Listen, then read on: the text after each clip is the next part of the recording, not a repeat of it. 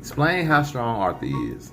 I give it a shot. Okay, first, for anybody wondering, Arthur is the King of Camelot, who is a character from Seven Deadly Sins. And if you're not completely caught up with Seven Deadly Sins, this is going to include huge spoilers. But I'm going to break down his abilities so that when I say how strong he might be, you don't think I'm crazy.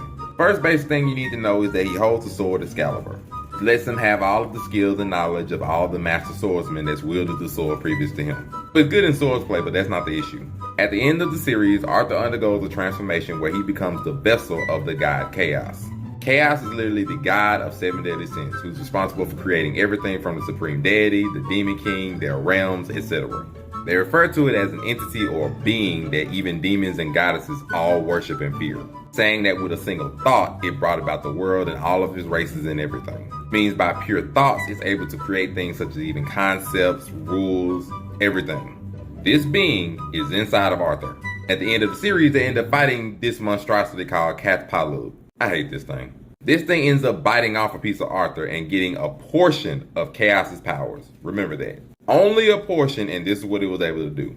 During their fight, it literally created its own dimensional reality that they were fighting it in. Even possibly transcending time like Meliodas is explaining here. It was like an uncertain future that hadn't happened yet.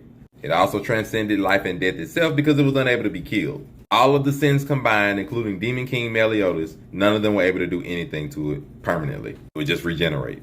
Key thing, this is off a mere fragment of Chaos's power from Arthur. He's already crossing dimensional planes and breaking concepts. Where at the end, the only way to actually beat him was Arthur absorbing him. So Arthur got that fragment back and all of Cath-Palud. And then even though his control was sketchy at first, some years later they showed that Arthur actually has gotten better at using the power of Chaos. And he can actually converse with the god because the god chose Arthur to be the new king of chaos. So with that being said, of him having an actual god of creation that's able to create other gods, other races, concepts, and everything from a simple thought inside of him, anything less than like solar system or galaxy, I would honestly just say is absurd. Giving him the full power of chaos, I don't really see how you get him anywhere less than that.